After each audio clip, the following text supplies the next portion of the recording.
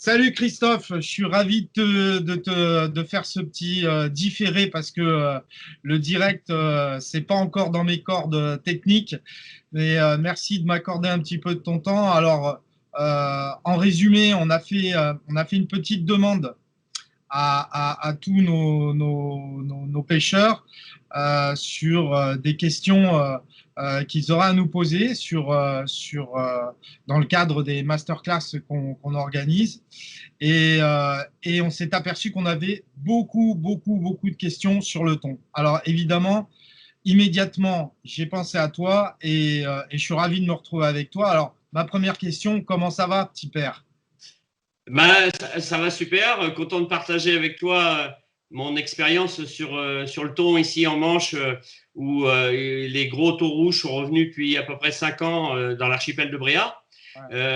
avec des très gros spécimens, puisque tu vois, l'année dernière, en popping, le record du bateau est de 2,65 m, donc estimé à plus de 250 kilos. Et comment dire, en broumé, stand-up, et après, on va dire, on s'est un peu battu parce on est monté jusqu'à 3,50. Donc là, estimé, je peux pas vous dire de trop parce que ça, je pense plus de 500 kilos. Ouais, alors c'est vraiment pour ça qu'il me semblait intéressant, bon, outre le plaisir évidemment de toujours de partager et d'échanger avec toi, c'est vraiment ça qui me semblait intéressant, c'est ton expérience non seulement sur le thon, mais sur les gros poissons. Donc nous, on a eu plein de questions sur l'armement, mais aussi les montages, mais principalement sur les armements, et on y reviendra tout de suite après. Pour ceux bon, j'imagine qu'il y a beaucoup de monde qui te connaissent, mais pour ceux qui ne te connaissent pas encore, juste une petite présentation de ton activité et de ta situation géographique pour ceux qui nous suivent. Oui, alors moi je suis maintenant moniteur guide de pêche diplômé d'État, GS Sport, et j'exerce mon métier maintenant depuis plus de 10 ans dans l'archipel de Bréa-Paimpol et au large jusqu'aux Roches d'Ouvre, Jersey, Guernesey. Donc c'est un magnifique spot que tu connais parce que tu es déjà venu, avec plus de 300 îlets, différents types de configurations, beaucoup de courants. Et c'est vraiment un endroit que j'affectionne depuis mon enfance. Et je suis très heureux de pouvoir avoir ce très beau bureau tous les matins. Alors, la pêche, pourquoi? Parce que depuis mon enfance, je pêche et je pêche en mer beaucoup aussi. Et donc, c'était, on va dire, un aboutissement pour moi de faire un métier passion, où j'essaye de passer mon petit savoir aux différents clients qui viennent sur mon bateau pour qu'ils apprennent et qu'ils montent en niveau. Donc, je dirais, la pêche du thon, c'est une pêche que je fais depuis à peu près 10 ans, où j'allais au Pays Basque, Arcachon, la côte atlantique. J'ai été chez vous aussi, comment dire, en Méditerranée, les chatouillers. Et là, comme je vous disais, j'ai la joie de les revoir et je ne pensais jamais les revoir, comment dire, en Manche, puisque c'était la Mecque de la pêche du thon rouge, ici comment dire, à Bréa et Perros-Guirec, la côte de Granit Rose, où tous les plus grands, Klosterman, Hemingway, sont venus pêcher le thon rouge jusque dans les années 50-55, parce que c'était la Mecque des très gros thons rouges ici. Donc, on va dire le réchauffement, les courants qui bougent, mais surtout la biomasse disponible, les sardines qui sont bien revenues en Manche et qui font que le thon a repris ses migrations qu'il avait il y a plus de 70 ans.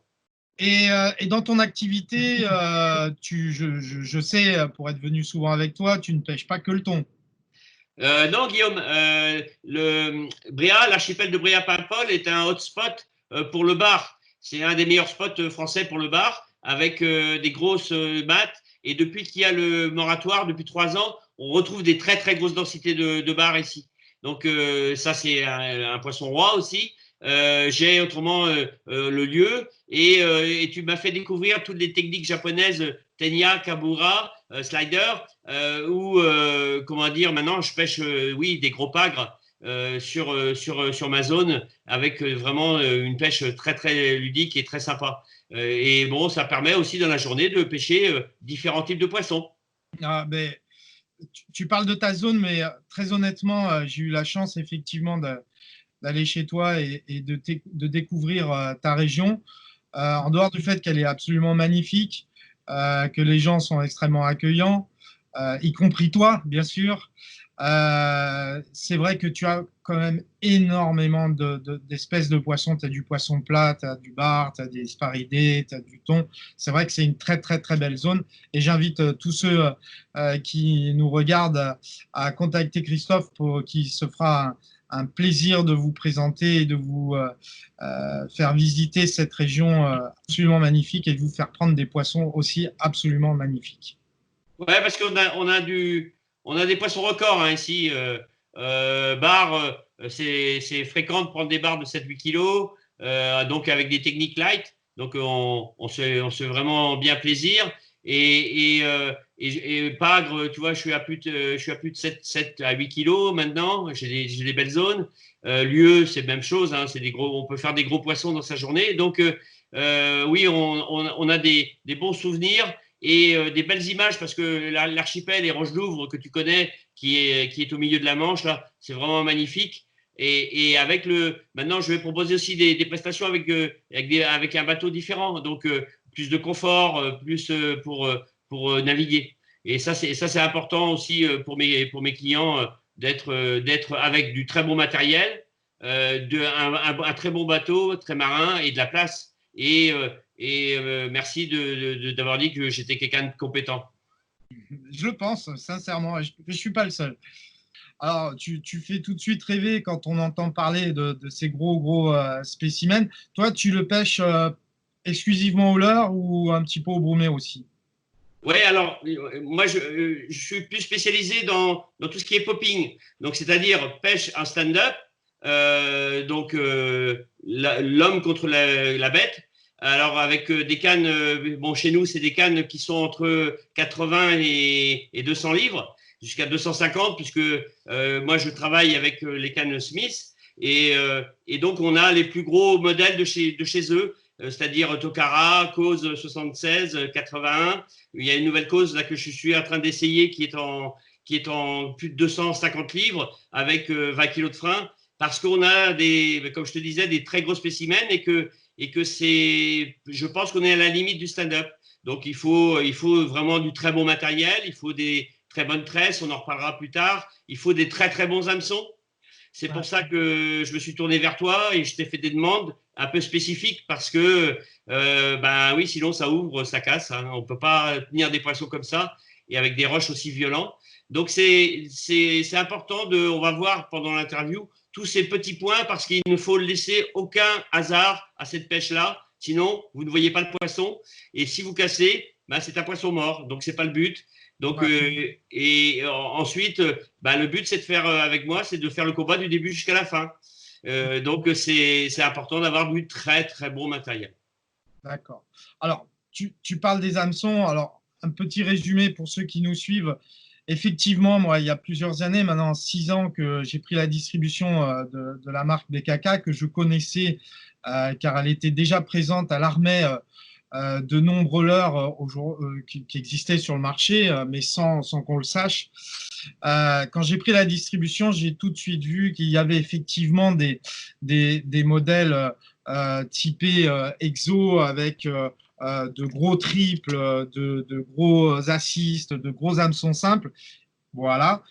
Et ces hameçons, eh bien, pour être sûr de la qualité et aussi de l'objectivité de la personne qui les essayerait, ben, je les ai envoyés tout simplement à Christophe pour test, en sachant aussi qu'il avait de gros spécimens et que si les hameçons résistaient et le contentaient par rapport à la taille des gros poissons qu'il pêche, bah, pour nous, c'est gagné. On avait l'assurance d'avoir des bons hameçons. Voilà. Donc, l'une des questions qu'on a reçues, Christophe, sur les hameçons, c'est comment tu choisis tes hameçons en fonction de la taille de tes leurres, quelle forme choisis-tu, triple, simple ou les deux? Voilà, c'est une des questions qui est revenue souvent dans les commentaires. Voilà, je te laisse y répondre. Alors les hameçons, il faudra que tu reviennes aussi sur, je pense, la conception, la forme, l'affûtage, toutes ces Ouais. choses-là, parce que c'est très important. Pourquoi je suis venu à BKK? Parce qu'il y a pas 36 modèles qui tiennent hein, sur des énormes poissons. Euh, Vous voyez là, ce sont des Raptors. Raptor ou GT Rex que j'utilise chez BKK. Donc en 3.0, 4.0, il faut, comment dire, des hameçons au minimum de cette taille-là, parce que sinon, ben, on ouvre ou ça casse. Parce que c'est des gros, très très gros poissons, c'est des combats qu'on essaye de faire très courts, mais c'est des combats qui durent une heure et demie. Les très très gros spécimens, c'est plus de 2 heures. Donc on voit que tout souffre, les anneaux brisés souffrent. Et en hameçon, je suis un peu revenu, j'utilise du simple, mais je suis un peu revenu sur les simples parce que c'est très difficile. Il faut mettre des très, très, très gros simples parce que sinon, ils souffrent beaucoup, les simples. Alors, l'année dernière, j'ai testé en montant du rolling pour pas que le boisson puisse se béquiller sur l'hameçon et le leurre, pour pas ouvrir l'hameçon. Et je pense que c'est ça aussi qu'il faut. Des fois, c'est pas la faute de l'hameçon. C'est juste nos montages qui sont tellement surmusclés qu'on met en péril l'hameçon.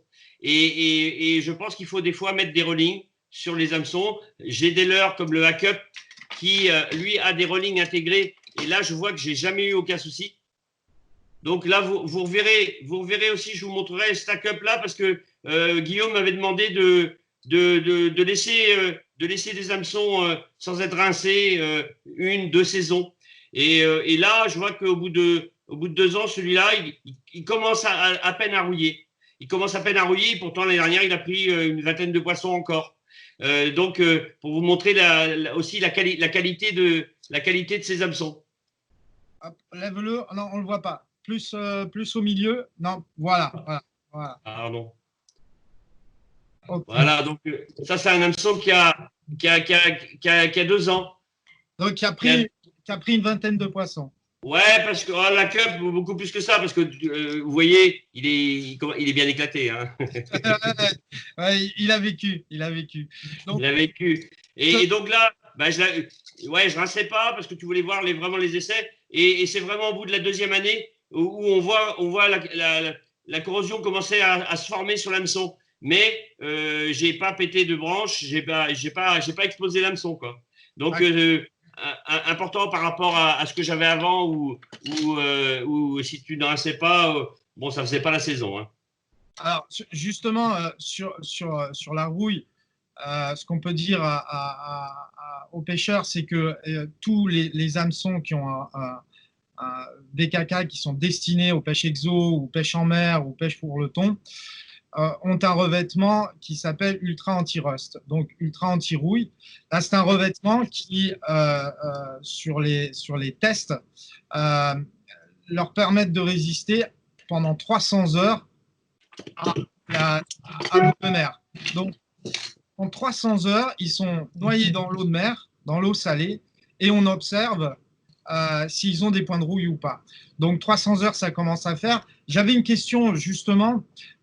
Est-ce que tu rinces, toi, tes hameçons après chaque utilisation des leurres? En dehors du test que tu as fait pour nous, mais en temps normal, est-ce que tu rinces tes hameçons?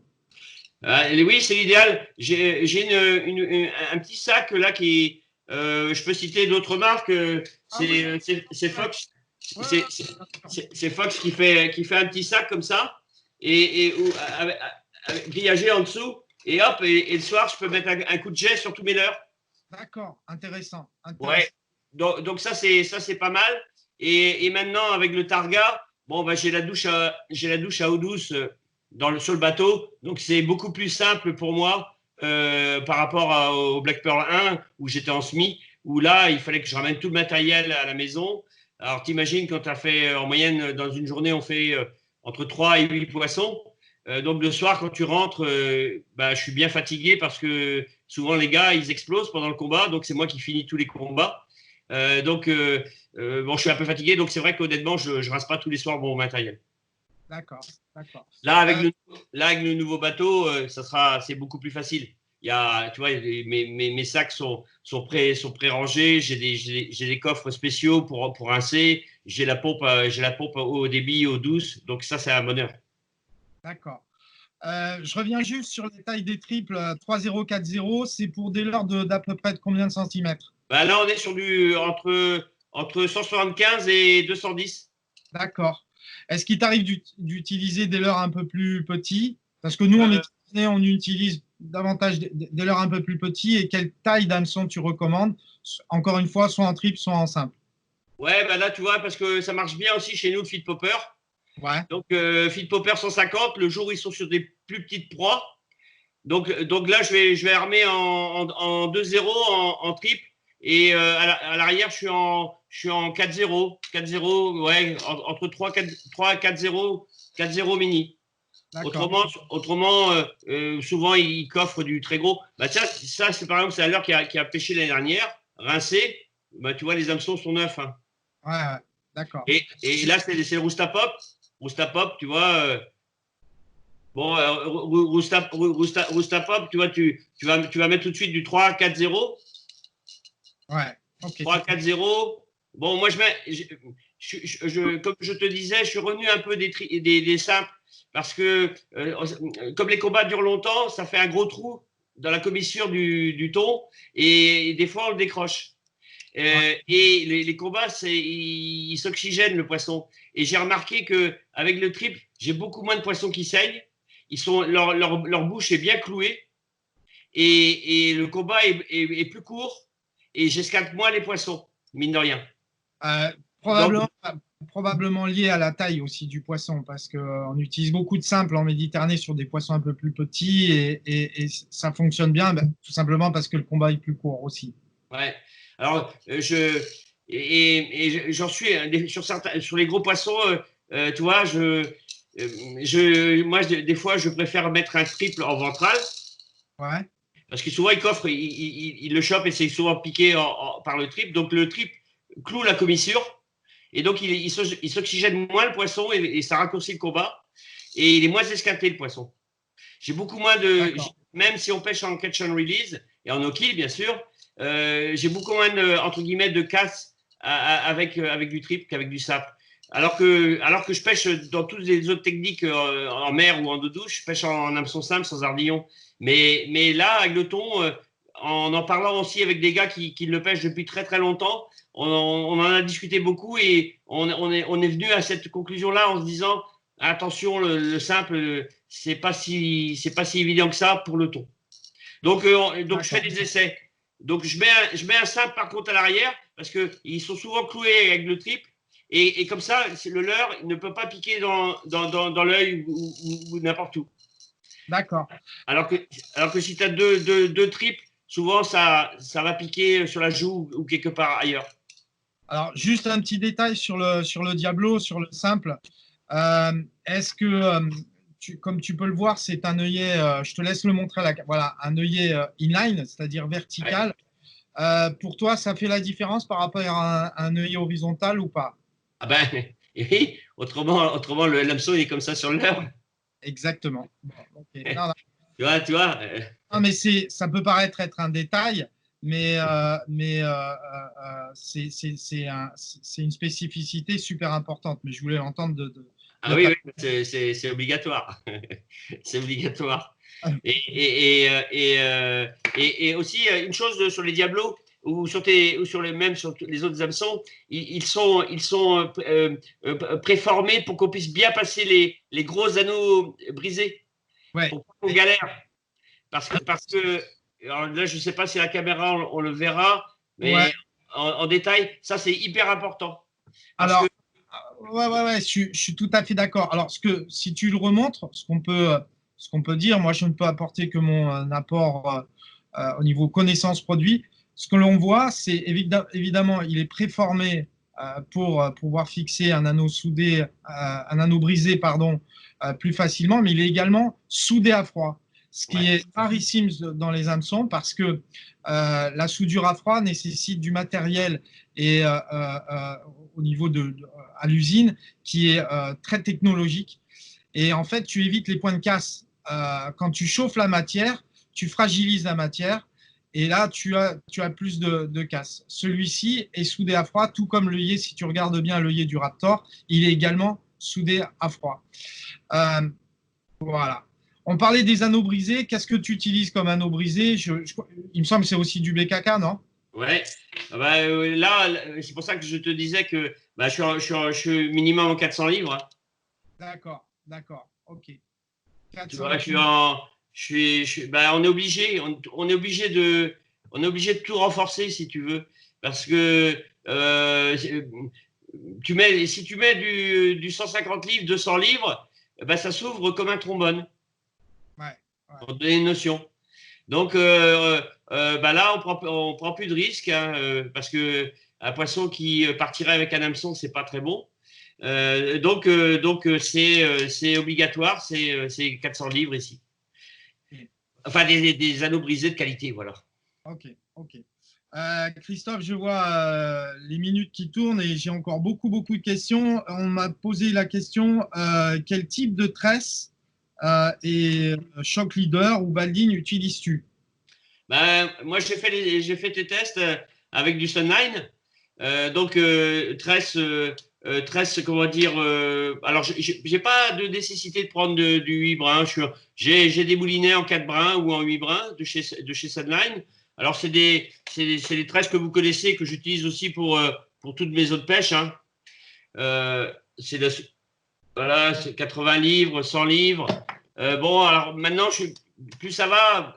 Alors, je dirais, la 80 livres, elle est intéressante pour quand tu as des petits leurres en 150, comme on en parlait tout à l'heure, qui sont légers, qui font à peine 50 grammes. Et donc, pour les lancer avec des cannes 100 livres, ben, il est préférable d'utiliser une tresse un peu plus fine. Donc là, j'utilise de la 80 livres. Autrement, quand je sais que je vais chercher les gros au large et que je pêcherai que des poissons minimum de 2,40, 2,50, bon, ben là, je suis en 10 PE, 12 PE. Donc là, je lance moins loin, mais je lance des leurres qui font 100 grammes. Donc là, ça part quand même. Donc là, tresse de bonne facture. Et aussi à conseiller pour mes clients parce que c'est un bon rapport qualité-prix. Voilà. C'est pas, excuse-moi d'être vénal, mais c'est pas une tresse à 300 balles, quoi. Tu vois? Parce que les tresses, ben, on les change tous les 5-6 poissons. OK. Et en Shock Leader? Ben, chaque leader, il faut un shock leader souple. Et chez vous, c'est l'avantage de votre shock leader, c'est qu'il est souple pour faire les nœuds. Alors là, tu parles du Shock Leader nylon parce que Ouais. on nous parle beaucoup du Shock Leader fluorocarbone. Tu préfères Shock Leader fluoro ou Shock Leader nylon? Nylon, ça c'est fluoro, t'oublies. Ou alors il faut mettre une petite gaine plastique pour protéger au niveau de. Alors si toi tu travailles avec un anneau soudé, lorsque tu fais ton nœud tube ou ton palomar ou différents nœuds, on en reparlera. Si tu es en fluoro, il faut que tu mettes une petite gaine plastique au niveau de la boucle pour protéger le fluoro parce qu'à la touche, il chauffe tellement qu'il casse. Alors que le nylon, il ne casse pas. D'accord. Donc ça, oui, quand tu pêches des gros poissons, tu oublies direct les shock leaders fluoro. Hein. OK, OK. Quel nœud privilèges-tu avant le leurre? C'est-à-dire, alors déjà, Ouais. moi j'ai envie de poser la question aussi, quel nœud de raccord fais-tu entre la tresse et le Shock Leader? Ouais, bah on va partir à FG Dot. D'accord. Il n'y a pas 36 nœuds. Hein.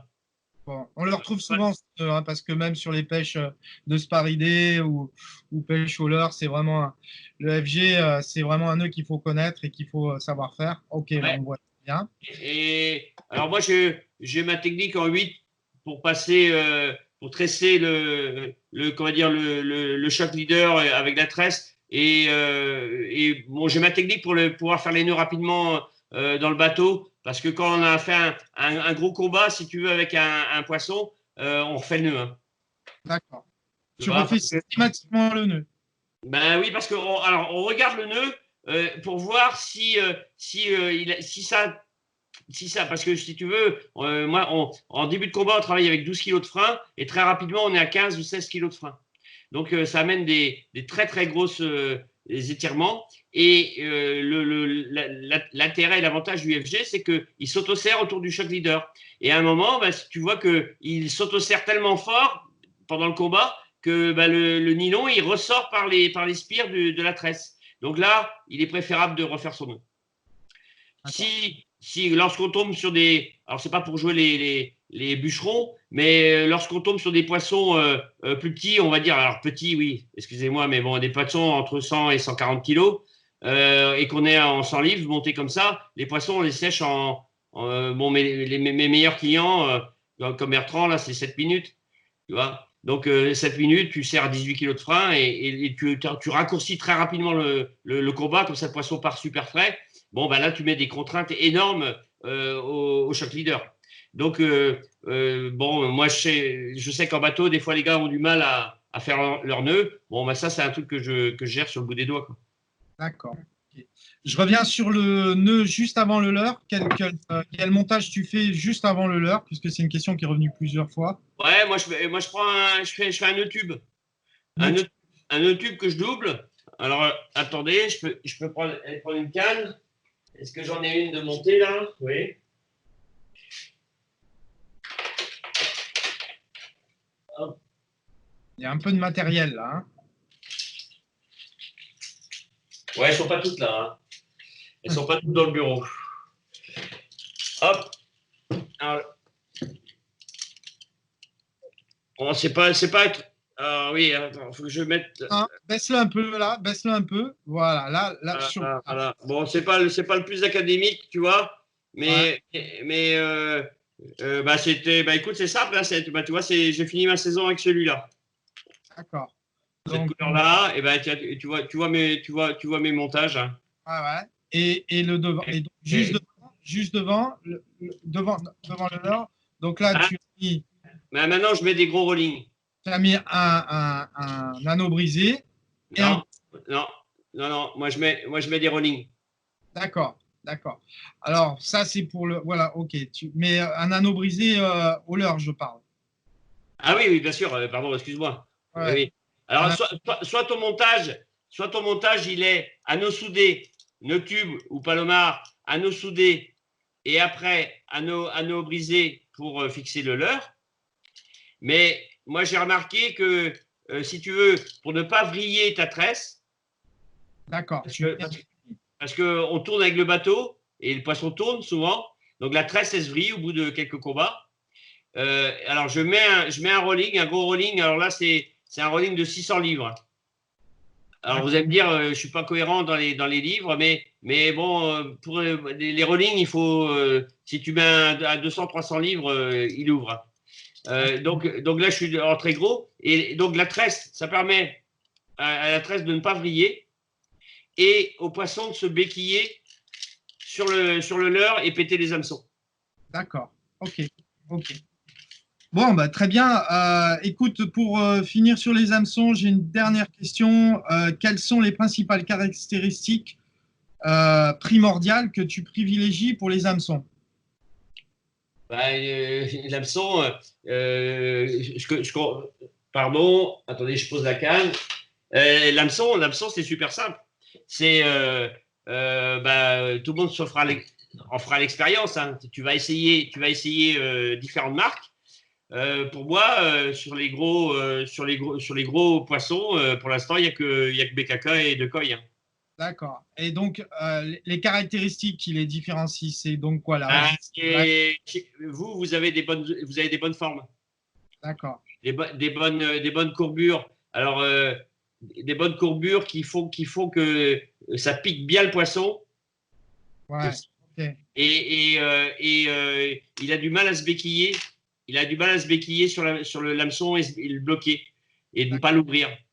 Parce que j'ai des clients. Hein, alors, c'est pas parce que j'utilise tes produits que je vais dire que les autres sont moins bien. Mais j'ai des clients qui arrivent avec leur matériel. Hein, et je leur dis attention, gros poisson. Quand je vois ils me disent mais oui, mais c'est des hameçons un tel ou un tel. Bon, c'est au rush, je peux vous passer des photos. Au rush, ils sont ouverts direct. Donc, ce qui est important pour toi, c'est donc la qualité, la résistance. Le piquant est aussi Ah bah oui. important, bien sûr. Oui, non, non, mais j'essaye de résumer parce que en Ouais. quelques mots, les critères, c'est qualité, piquant et donc le revêtement mère, puisque tu Ouais. en parlais tout Bah, à l'heure. l'affûtage, peut-être que tu vas nous en parler parce que là, si tu veux, tu vois, tu n'as pas besoin de ferrer 10 fois, hein. Là, avec BKK, tu vois, déjà quand tu prends la touche, il faut t'accrocher parce que tu vois, tu es avec 12-14 kilos de frein. Donc, il faut tenir la canne et tirer un coup ou deux pour être sûr que ça soit bien piqué. Bon, là, avec BKK, oui, tu tires une fois ou deux, tu ne tires pas 10 fois, hein. D'accord. Alors, sur l'affûtage, puisque tu m'as invité à en parler, tous les hameçons que tu viens de montrer sont des affûtages à la main.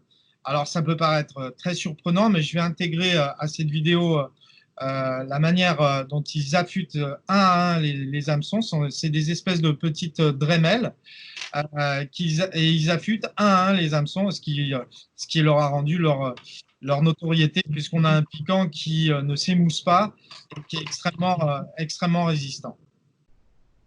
Voilà. Là, il s'agit. Là, c'est l'œillet. Et voilà. Donc ça, je ferai des petites. Ouais, parce que c'est important. Écoute, C'est très important. ok, ok, super. Bon, écoute, on a passé en revue, on a parlé beaucoup des hameçons, c'était le but. On a parlé des cannes. Donc toi, tu utilises des cannes Smith. On a parlé des tresses également. Et ben maintenant, on va parler d'un sujet qui te caractérise bien, puisqu'on te voit souvent aussi, euh, et tu m'as fait découvrir d'ailleurs ce matériel fabuleux, puisqu'il s'agit de l'électronique Furuno. Donc effectivement, nous avons reçu pas mal de questions concernant l'électronique. Alors, euh, la principale des questions, c'est pourquoi, pourquoi utilises-tu des appareils Furuno pour la pêche au thon?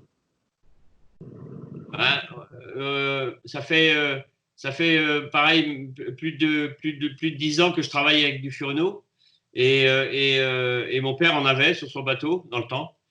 Donc, c'est du matériel que je connais parce que de par sa solidité à la base, fiabilité au niveau sondeur, ouais, c'est très, très performant. Donc là, je vais vous envoyer quelques captures d'écran de thon où on voit qu'avec les enfin les sondeurs Furino, on prend parfaitement les thons, comment dire, au sondeur. Alors on les prend parfaitement, on voit la taille, donc ça c'est important. Et quand je suis en prospection et que je vois pas les chasses, mais je navigue en moyenne à 20-22 nœuds, ben je les prends au sondeur. Donc donc ça me permet de les trouver sur des zones. Deuxième point important, pourquoi Furuno Maxi? Ben parce que ils ont la fameuse chlorophylle, c'est-à-dire que je peux télécharger tous les matins ma météo et dans l'océanographie que j'ai sur Maxi et sur les TZ, et ben j'ai différentes informations biologiques de la mer, c'est-à-dire les températures d'eau de surface, les mouvements océaniques, le phytoplancton, qu'on appelle chlorophylle, et là, j'ai le début de la chaîne alimentaire. Donc, quand je vois des très belles détections avec avec de la chlorophylle, eh ben, je sais que c'est des zones où les poissons seront. Donc, ça me fait gagner du temps. Et, Deuxième point aussi, c'est dans les dernières configs que j'ai là, c'est que malgré qu'on vieillisse un peu, on a la vue qui baisse. Et le radar à oiseaux, ouais, c'est intéressant. ah oui, d'accord. Ok. Bah Euh, oui. on parlait de la météo, on peut préciser qu'elle est gratuite hein, en téléchargement sur les appareils TZ, mais Ouais. également sur Maxi. J'avais une question. Comment, bah, tu y as un petit peu répondu, mais comment utilises-tu Maxi avant ta pêche, pendant ta pêche ou après ta pêche? Les trois, mon capitaine. avant chez moi, chez moi pour voir sur mes cartes Et là, même chose, je vais vous passer une carte avec la chlorophylle de la zone. Comme ça, vous verrez comment dire, où sont les pics planctoniques. En rouge, il sait qu'il y a un pic planctonique, jaune, présence, vert ou bleu, pas de présence. Là, comment dire, le soir, lorsque je prépare mon plan de pêche du lendemain, par rapport à la journée d'avant, où par exemple, j'aurais pas trouvé beaucoup de chasse ou quoi que ce soit, où j'aurais du mal à les trouver, et ben je regarde toutes ces informations qui me permettent de voir si je me suis trompé de zone. Le matin, j'ai ces zones, j'ai préparé on va dire mon circuit, et souvent ça se valide. Je l'ai validé il y a longtemps, ça, la chlorophylle, c'est quand j'allais pêcher au Pays Basque, et je n'avais pas de comment dire, d'informations quand j'arrivais sur ces zones là-bas.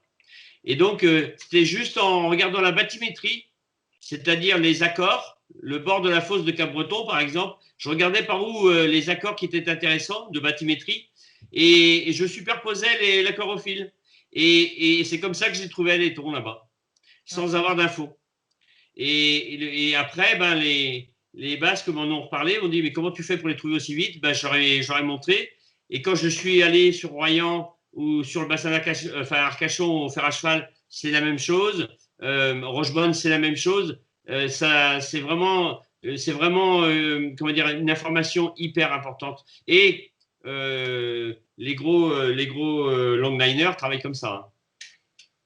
Non, mais de toute façon, la chlorophylle est une information primordiale, même pour nous qui pêchons sur des poissons qui sont plus collés sur le fond. On cherche la chaîne alimentaire, le début de la chaîne alimentaire, hein, et derrière, évidemment, on a tout ce que l'on recherche. J'avais une question concernant les fréquences. Préfères-tu la haute ou la basse fréquence pour pêcher le thon au leurre? Et quel type de fréquence? Alors, la fréquence, on va pas faire un cours trop long, mais là, je pense que peut-être qu'on fera une autre émission sur les sondeurs. La fréquence, moi, j'utilise ici en Manche la haute fréquence parce que je n'ai pas beaucoup de fond en Manche. Entre la Bretagne et l'Angleterre, il y a en moyenne 70 mètres, et avec la fosse de Casquet à 110. Donc, 70 mètres, je suis parfait au niveau de fréquence pour prendre la vie. Bon, l'avantage avec Furuno, c'est que là, moi, j'utilise la technologie DFF1 UHD en chirp. J'ai les deux fréquences qui tournent à l'écran.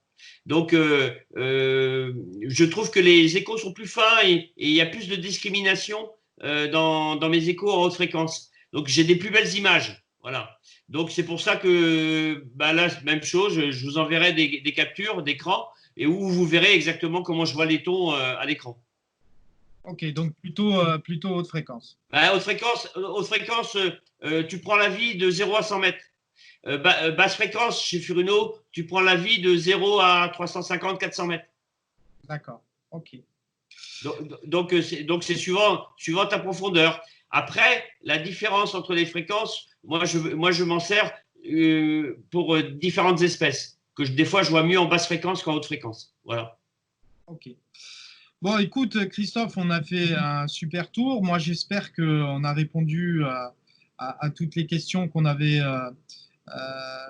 reçues. On va sûrement encore en recevoir. Alors, je serais peut-être amené à te recontacter, ou pourquoi pas faire un direct sur notre page Facebook Pesca Nautique. Je te tiendrai au courant, mais en tout cas, un grand merci pour toutes ces précieuses informations. J'espère que ceux qui nous suivent apprécieront la qualité et la pertinence de tes commentaires et de tes réponses. Christophe, je te dis à très bientôt. Prends soin de toi, et puis on reste en contact. Ouais, merci Guillaume pour ce live, parce que c'est bien de partager. Oui, bon confinement à vous, et stay home, hein, parce que il faut attendre. Ouais. À bientôt, Christophe. Merci. Au revoir Guillaume.